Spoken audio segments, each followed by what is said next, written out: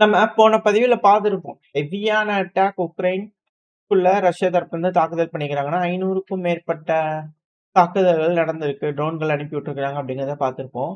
இதுல நாட்டோ நாடுகளோட இன்வால்வ்மென்ட், அதாவது ஹெவியான அட்டாக்ஸ் நடந்திருக்கு இல்லையா? ஸோ நாட்டோ நாடுகளோட ஏவாக்ஸ், அதுவும் குறிப்பா E-3A செனிட்ரி இருக்குல்ல, போயிங்கோட ஏவாக்ஸ். ஸோ அது வந்து பார்த்தீங்கன்னா, போலாண்ட்ல வந்து பார்த்தீங்கன்னா, உக்ரைனோட பார்டர்ல வந்து பார்த்தீங்கன்னா, அதிக நேரம் பறந்திருக்கு. அதுக்கான ஃப்ளைட் ரைடரோட இது வந்து பண்ணா லோட் ஆயிருக்கும் சைடுல மேப்பு. இதுல இந்த ஏவாக்ஸ் இருந்திருக்கு. மேபி இந்த டார்கெட்ஸ டவுன் பண்றதுக்கு உக்ரைனுக்கு கமிட்மெண்ட் குடுக்கணும் அப்படிங்கிறதுக்காக உக்ரைனோட மேற்கு பகுதியில புரொடெக்ட் பண்ணதுக்கு இது ஏவாக்ஸ் வந்து டேக் ஆஃப் பண்ணியிருக்கிறாங்களா? ஏன்னா ட்ரோன்கள் ரொம்ப தாழ்வா பறக்கறதுனால, அ அ ஏர் டிஃபென்ஸ் சிஸ்டம்னால கண்டுபிடிக்க முடியல, ரேடார்னால கண்டுபிடிக்க முடியல. ஸோ இது போல ட்ரோன்கள் அதிகமா வரும்போது, அங்க இருக்கக்கூடிய பகுதிகள்ல வந்து பார்த்தீங்கன்னா, ட்ரோன்கள் எந்தெந்த பகுதியில வருது அப்படிங்கிறத உக்ரைனுக்கு முன்கூட்டியே தகவல்கள் குடுக்கறதுக்காக, தாக்குதல் நடத்துறதுக்காக, புரொடெக்ட் பண்ணிக்கிறதுக்காக, இது போல வேலைகள் பார்க்குறாங்களா அப்படின்ற கேள்விகள் இருக்கு. இதுல ஏவாக்ஸ் மட்டும் பறந்திருந்ததுன்னா இங்க கேள்வி கிடையாது. கூடவே ஏர்பஸ் A330 MRTT அப்படிங்கிற ஒரு டேங்கர் ரக விமானமும் வந்து பார்த்தீங்கன்னா, ஃபியூயல் டேங்கர் ரக விமானமும் நெதர்லாண்ட சேர்ந்தது. ஸோ பறந்துட்டு இருந்திருக்கு அதுக்கு பக்கத்திலேயே. இதுவும் ஃபிளைட் ரேடார்ல வந்து பார்த்தீங்கன்னா ரெக்கார்ட் ஆயிருக்கு. ஏவாக்ஸ் ரொம்ப நேரம் பறக்கும். அது ட்ரோன ட்ராக் பண்றதுக்கு இருக்கலாம். எதுக்காக இந்த டேங்கர் ஃபியூயல் டேங்கர் பறந்திருக்கு? அதுவும் பார்டர் பக்கத்துல அப்படின்ற கேள்விகள் இருக்கு. ஃபியூயல் டேங்கர் பறக்குதுன்னா ஃபைட்டர் ஜெட்ஸ் அங்க பறந்திருக்குமா? ஒருவேள அவங்களோட இத ஆஃப் பண்ணிட்டு ஜிபிஎஸ் ட்ராக்கிங் ஆஃப் பண்ணிட்டு, ஒருவேள செக் பண்ணியிருக்கலாமா? இல்ல பார்டர கடந்திருப்பாங்களா? அப்படின்ற கேள்விகள் இருக்கு. உக்ரைனோட மேற்கு பகுதிகள்ல வந்து பார்த்தீங்கன்னா, ட்ரோன் தாக்குதல்கள கம்மி பண்ணணும் அப்படிங்கிறதுக்காக ஏதாச்சும் செஞ்சிருக்காங்களா? ஏன்னா இம்பாக்ட் சைட்ட நீங்க எடுத்து பார்த்தீங்கன்னா, அதிகப்படியா கீவ்ல தான் இம்பாக்ட் ஆயிருக்கு. உக்ரைனோட மேற்கு பகுதிகள்ல இந்த 500 ட்ரோனோட இம்பாக்ட்ல அந்த அளவுக்கு இருக்கான்னா, அது ஒரு கேள்விதான். ஸோ டிரான்ஸ்பாண்டர்ஸ்லாம் ஆஃப் பண்ணிட்டு, போலாண்ட்ல வந்து பார்த்தீங்கன்னா, ஃபைட்டர் ஜெட்ஸ் எல்லாம் சும்மா டார்கெட் பிராக்டிசிங்க்காக வந்து பார்த்தீங்கன்னா, சும்மா பண்ணிட்டு இருப்பாங்களா? இல்ல உள்ள வந்து சப்போர்ட்டே பண்ணியிருப்பாங்களா? அப்படின்ற கேள்விகள் இருக்கு. ஸோ இந்த காரணத்தினால தான் பெலரூஸ் முழுவதும் வந்து பார்த்தீங்கன்னா, ஆன்டெனாஸா வச்சிருக்காங்க அப்படிங்கிற கம்ப்ளைண்ட். நம்ம அதுக்கு இன்னைக்கு நேத்திக்கு பதிவுல பார்த்திருப்பேன். ஏன்னா 4 வீடியோ போட்டிருப்போம். இன்னைக்கு காத்தாலேயே. அ இது 4வது வீடியோ. மேபி 2வது வீடியோ, ஃபர்ஸ்ட் வீடியோல நம்ம சொல்லியிருப்போம். ஜெலன்ஸ்கி அவர்கள் இது போல குற்றச்சாட்டுகள் வைக்கிறாரு. பெலரூஸ் வந்து பார்த்தீங்கன்னா, ஆன்டெனாஸ ஃபுல்லா வச்சிருக்காங்க உக்ரைனோட பார்டர் பகுதிகள்ல. ஸோ அந்த ஆன்டெனாஸ யூஸ் பண்ணி ஷாக்கி ட்ரோன்கள் உக்ரைனோட மேற்கு பகுதி எக்ஸ்ட்ரீம்ல இருக்கக்கூடிய பகுதிகள்ல கூட தாக்குதல் பண்ணுது. பெலரூஸ் மறைமுகமா ஹெல்ப் பண்ணாங்க அப்படின்ற குற்றச்சாட்டுகள் வச்சிருந்தாரு அப்படிங்கிறத பார்த்துப்போம். ஒருவேள அந்த ரேடார்ஸ், அந்த ஆன்டெனாஸ்லாம் வந்து பார்த்தீங்கன்னா, பெலரூஸ் வச்சிருக்கிறதுக்கான காரணம், போலாண்ட் பார்டர கிராஸ் பண்றாங்களா இல்லையா? இல்ல ஃபைட்டர் ஜெட்ஸ் ஏதாவது பார்டர கிராஸ் பண்ணுதா இல்லையான்னு செக் பண்றதுக்காகவா கூட இருக்கலாமா? அப்படின்ற கேள்விகள் இருக்கு. எது எப்படியோ எஸ்கலேஷன் அப்படிங்கிறது வந்து பார்த்தீங்கன்னா, ரெடியாக ஆரம்பிச்சிருக்கு. ஜார்ஜியா மெலோனி அவர்கள் இத்தாலியோட பிரைம் மினிஸ்டர் சொன்னாங்க இல்லையா? அடுத்த வருஷம் இன்னும் பயங்கரமா இருக்கும் அப்படிங்கிறது போல. ஸோ ஒருவேள ரெடி ஆயிட்டாங்களா? அப்படின்ற கேள்விகள் இருக்கு. ஸோ வெயிட் பண்ணி பார்ப்போம். நாட்டோ நாடுகள் கொஞ்சம் கொஞ்சமா இன்வால்வ் ஆக ஆரம்பிச்சுட்டாங்களா இந்த ரஷ்யா, உக்ரைன் பிரச்சனையில? இப்படி இருக்க சமயத்துல பேச்சுவார்த்தை அப்படிங்கிறது நடக்குது. ட்ரம்ப் அவர்கள் உக்ரைன் அழுத்தி பிடிச்சு அக்ரிமெண்ட்ல கையெழுத்து வாங்குவாரா? இல்ல இந்த அமைதி பேச்சுவார்த்தை அப்படிங்கிறது சிக்கலாயிருமா? என்ன நடக்குமோன்னு பார்க்கலாம். ஆனா களத்துல எந்த ஒரு குறையும் இல்ல. அதுவும் குறிப்பா ரஷ்யாவுக்கு ஒரு மிக முக்கியமான பிரேக் த்ரூ. இந்த ரஷ்யாவோட ஃப்ரீ லீஜன், இந்த நாசின்னு சொல்லுவாங்க இல்லையா?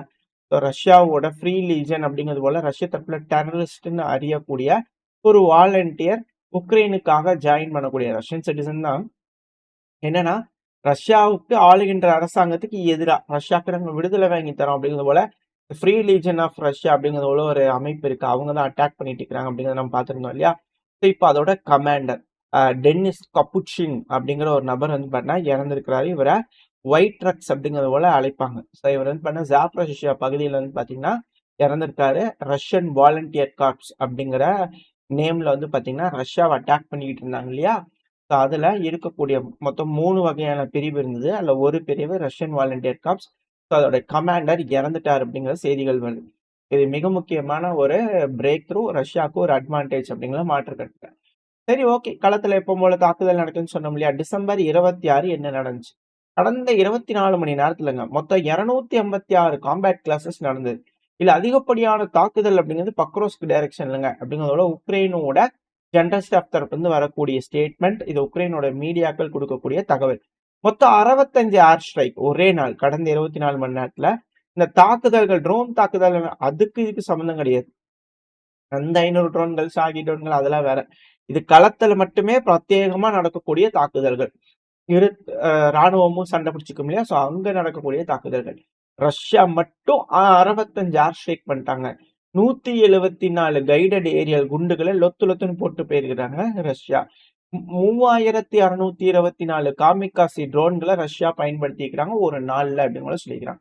ஹெவியான காமிகாசி ட்ரோன்ஸோட யூசேஜஸ் நம்ம பார்த்துக்கிட்டு இருக்கோம். எந்த அளவுக்கான பேட்டில் ஃபீல்ட்ல இன்டென்ஸான சண்டை நடந்துட்டு இருக்கு.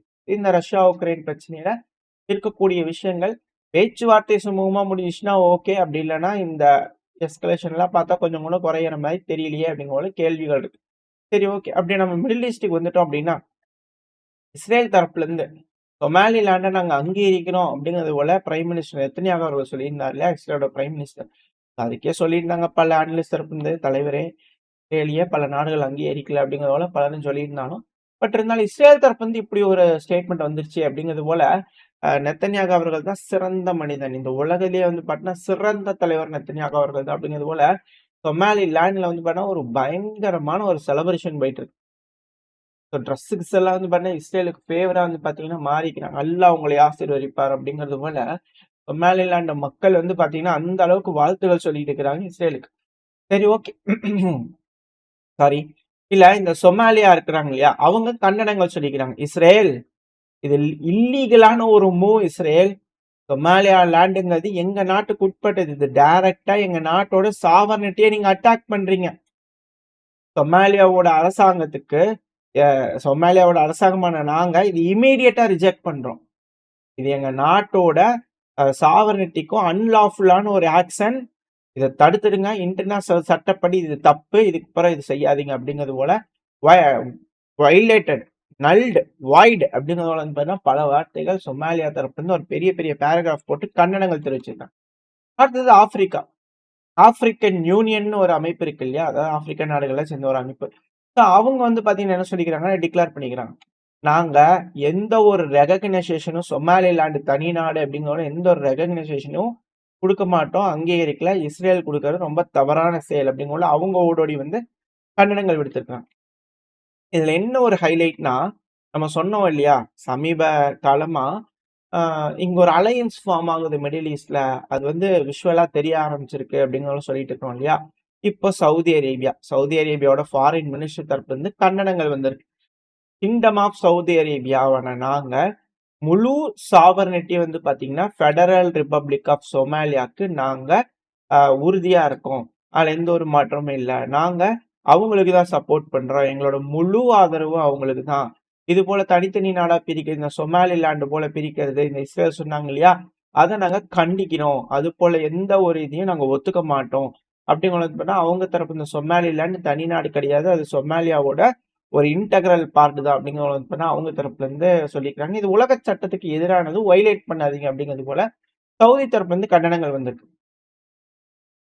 மிக முக்கியமான நாடுகள் அமைப்புகள் எல்லாருமே வந்து பாத்தீங்கன்னா இஸ்ரேலுக்கு எகெயின்ஸ்டா சொல்லியிருக்காங்க. ட்ரம்ப் அவர்கள் சொமாலிலாண்ட் அங்கீகரிச்சிருக்காருன்னா இப்போ வரைக்கும் அவர் தரப்புல எந்த ஒரு சமிகையும் வரல.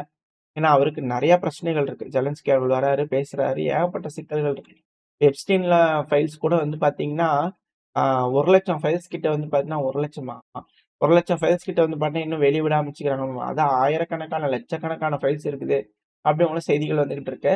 இப்போ அந்த விஷயங்கள்லாம் வெளியே வந்தோடனே டிபார்ட்மெண்ட் ஆஃப் ஜஸ்டிஸ் டிஓஜே அப்படிங்கிற சொல்லுவாங்க இல்லையா அமெரிக்காவில், அவங்க வந்து பார்த்தீங்கன்னா சீக்கிரமா வெளியிடுங்க, எல்லாத்தையும் டிரான்ஸ்பரண்டா இருக்குன்னு சொல்லிக்கல, எல்லாத்தையும் சீக்கிரமா வெளியிடுங்க அப்படிங்கிறது போல அவங்க தப்பு அடிச்சு பண்றாங்க ட்ரம்ப் அரசாங்கத்துக்கு. என்னங்க சும்மா சும்மா எப்ஸ்டீன் ஃபைலையோ உட்காந்து பிடிச்சிட்டுக்கிறீங்க, இத்தனை ஃபைலை நாங்க ரிலீஸ் பண்றதுன்னா இதையே பாக்குறதா இல்லை நாங்க எங்க நாட்டு வளர்ச்சியே பாக்குறதுங்களா? சும்மா சும்மா அதுவே உட்காந்துட்டு அந்த ஃபைலையே குடி, இந்த ஃபைலை குடின்னு கேட்டே இருக்கிறீங்களே அப்படிங்கிறது போல டிபார்ட்மெண்ட் ஆஃப் ஜஸ்டிஸே வந்து பார்த்தா கரைச்சு கொட்டிக்கிறார் ட்ரம்ப் அவர்கள். தேவதூதனான ட்ரம்ப் அவர்களுக்கு தெரியாதா எது நியாயம் எது அநியாயம்னு தெரியாதா? அவர்கிட்ட போய் இந்த வேலையை சேர்ந்த வேலைன்னு சொன்னா கடவுள் சொல்றதை அவர் செய்வார் இல்லையா? ஸோ அது மட்டும் தான் அவர் செய்வார், மற்றதெல்லாம் செய்ய மாட்டாரு. ஸோ வெயிட் பண்ணி பார்ப்போம். அது வந்து பார்த்தீங்கன்னா இப்போதான் பேனிக்கிங் ஆரம்பிச்சிருக்கா அப்படிங்கிறது போல சிலர் தரப்புல இருந்து அந்த போஸ்ட் கீழ போட்டு ஷேர் பண்ணிட்டு, சம்படி ஸ்டார்ட்டட் டூ பேனிக் அப்படிங்கிறதோட வந்து பார்த்தீங்கன்னா போட்டுருக்காங்க. இது எப்படியோ சரி மெயினான விஷயத்துக்கு வந்துடலாம். எதுக்காக இத சொல்ல வந்தேன் அப்படின்னா, அ மார்க்கோ ரூபியோ அவர்கள் அமெரிக்காவோட செக்ரட்டரி ஆஃப் ஸ்டேட் இருக்கிறாங்க இல்லையா? ஸோ அவங்க தரப்புலருந்து இப்போ ஓடோடி வந்து கன்சர்னா இருக்குங்க. ஏங்க சவுதி, யுஏஇ என்னங்க? யெமன்ல வந்து பார்த்தீங்கன்னா, நம்மளோட கூட்டு முயற்சியில அங்க அமைதி கொண்டு வரணும், ஸ்திரத்தன்மை கொண்டு வரணுமா இல்லையா?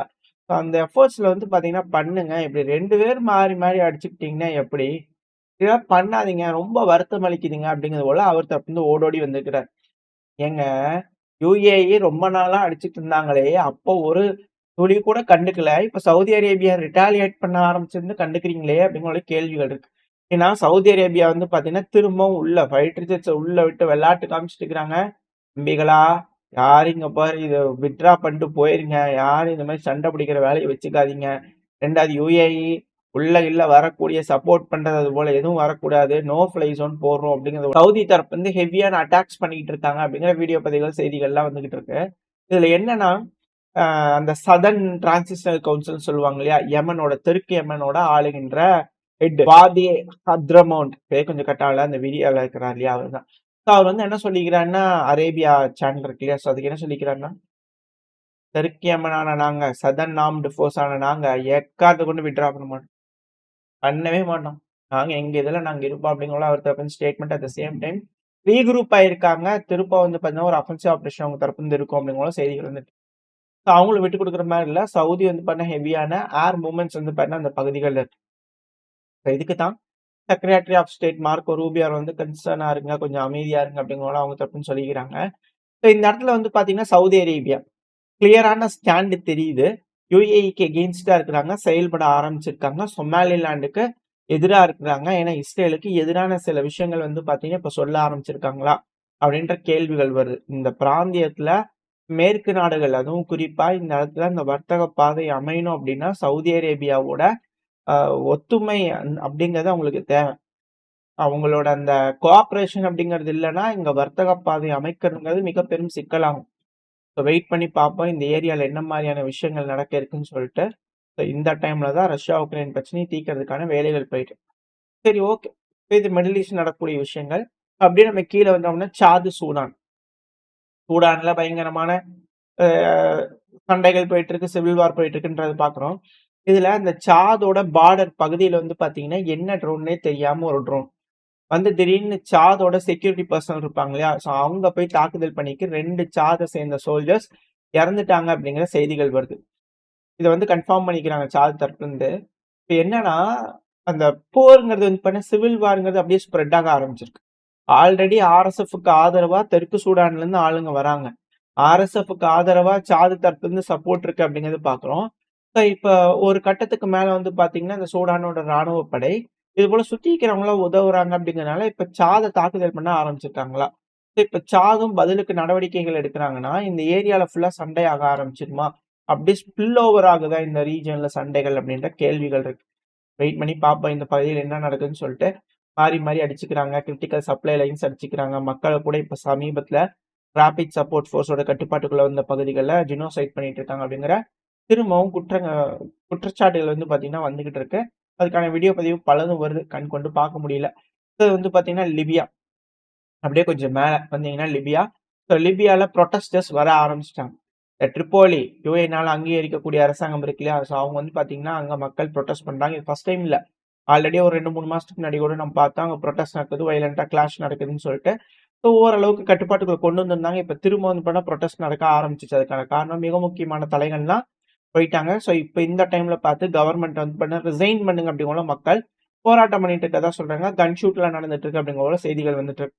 அட் த சேம் டைம் அப்படியே இந்த மாலி, நிஜர், புர்கினா ஃபாசோ அங்க வந்துட்டோம்னா, திருப்பி ஜேஎன்ஐஎம் வந்து பார்த்தீங்கன்னா கிளைம் பண்ணிக்கிறாங்க. மிலிட்டரியோட ஹெட் குவார்ட்டர்ஸ் நம்ம இன்னைக்கு காலைல இதுல பார்த்தோம் இல்லையா? Russia, Ukraine. ஸோ அதே போல மிக முக்கியமான ஒரு மிலிட்டரி ஹெட் குவார்ட்டர்ஸ் வந்து பார்த்தீங்கன்னா, மொப்தி ரீஜியன்ல வந்து பார்த்தீங்கன்னா புடிச்சிட்டோம் அப்படிங்கிறது போல ஜேஎன்ஐஎம் தரப்பிலிருந்து தகவல்கள் வருது. வீடியோ பதிவுகள் வந்துச்சுன்னா அடுத்தது போல பார்க்க ஆரம்பிக்கலாம். ஸோ இது ஆப்பிரிக்கால இருக்கக்கூடிய விஷயங்கள். எஸ்கலேஷன் அப்படிங்கிறது நம்ம யூரோப்ல இருந்து மிடில் ஈஸ்ட் வழியா ஆப்பிரிக்கா வரைக்கும் பார்த்தாச்சு. இப்ப அடுத்து அப்படியே நம்ம ஏசியா சைடுல வந்துட்டோம் அப்படின்னா தாய்லாந்து, கம்போடியா. அமைதி பேச்சுவார்த்தை சக்சஸ்ஃபுல்லா தொடங்கியிருக்கு. ஆனா அதுக்கு முன்னாடி கடைசி நிமிஷம் வரைக்கும் கூட தாய்லாந்து ஏர் ஸ்ட்ரைக் பண்ணியிருக்கிறாங்க அப்படிங்கிற செய்திகள் வந்துகிட்டு இருக்கு. ஸோ இப்படி இருக்கும்போது இந்த சீஸ் ஃபயர் போட்டுக்கிறாங்க இல்லையா? இந்த சீஸ் ஃபயர் அடுத்த 3 நாளைக்கு, அதாவது 72 மணி நேரத்துக்கான சீஸ் ஃபயர். இத அடித்தளமா வச்சுக்கிட்டு அடுத்தடுத்து பேசலாம் அப்படிங்கிற போல அவங்க தரப்புன்னு சொன்னாலும், பல அனலிஸ்ட்களோட கருத்துக்கள் என்னவா இருக்குன்னா, அங்க இருக்கக்கூடிய பகுதிகள ரெடி பண்றதுக்கு, சிவிலியன்ஸ் இவாக்குவேட் பண்றது, ரீகுரூப் ஆகுறதுக்கு, ரெடி ஆகுறதுக்கு தான் இது போல ஒரு 72 ஹார்ஸ் சீஸ் ஃபயர் போட்டிருக்காங்க. அதுவும் இல்லாம ட்ரம்ப் அவர்கள் இல்ல. அவரோட மத்தியஸ்தம் இல்ல. இவங்க 2 பேரே உட்கார்ந்து பேசிக்கிறாங்க அப்படிங்கிறதே இதுல இருக்கக்கூடிய விஷயம். மேபி வெளி ஆளுங்களோட தலையீடுதல் இல்லாதனால, இரு தரப்புலயும் உட்கார்ந்து பேசுறதே கொஞ்சம் சுமூகமா வந்துகிட்டு இருக்கா? இல்ல திரும்பி இங்க சண்டைகள் ஆரம்பிக்குமா 72 மணி நேரம் கழிச்சு? அப்படிங்கிறது ஒரு மிக பெரும் கேள்விக்குறி தான். வெயிட் பண்ணி பார்ப்போம். தாய்லாந்து, கம்போடியா பிரச்சனை முடிய போதா? இல்ல நம்ம இப்போ முன்னாடி சொன்ன மாதிரி ஒரு 2, 3 வருஷத்துக்கு இழுக்க போறாய்ங்களா? அப்படிங்கிறது கூட தெரியல. ஸோ வெயிட் பண்ணி பார்ப்போம் என்ன நடக்க போகுதுன்னு. உலகத் தலைவர்கள்லாம் பேசி அமைதியா முடிச்சுக்கிட்டாங்கன்னா, வரக்கூடிய வருஷம் நியூ இயர் அப்படிங்கிறது அமைதிக்கான வருஷமா இருக்கும். அப்படி இல்லன்னா, யுத்த களம், ரத்த களத்துக்கான வருஷமா இருக்கும் அப்படிங்கலாம் மாற்று கருத்து இல்ல. ஓரளவுக்கான தகவல்கள் இந்த பதிவுல பார்த்திருப்போம்னு நினைக்கிறேன். இந்த பதிவ பத்தி நீங்க என்ன நினைக்கிறீங்க? உங்களோட கருத்துக்கள கமெண்ட் செக்ஷன்ல சொல்லுங்க. கூடவே உங்களோட ஃப்ரெண்ட்ஸ் அண்ட் ஃபேமிலிக்கும் வந்து பார்த்தீங்கன்னா, இந்த பதிவ ஷேர் பண்ணுங்க. உங்களுக்கு பிடிச்சிருந்ததுன்னா, மறக்காம லைக்கும் குடுத்துருங்க. அது கூடவே நம்ம சேனல் இன்னும் சப்ஸ்கிரைப் பண்ணா மறக்காம சப்ஸ்கிரைப் பண்ணிக்கோங்க. அப்பதான் YouTube மதிச்சு நம்ம போடக்கூடிய வீடியோக்கள 4 பேத்துக்கு ப்ரமோட் பண்ணும். உங்களோட அன்பு ஆதரவு எனக்கு எப்ப இருக்கும்ன்ற நம்பிக்கையில இந்த பதிவு நான் முடிச்சுக்கலாம். இந்த பதிவு நல்லா இருக்கும்னு நம்பிக்கையில அடுத்த பேர் உங்கள சந்திக்கிறேன். Very stay safe. பை.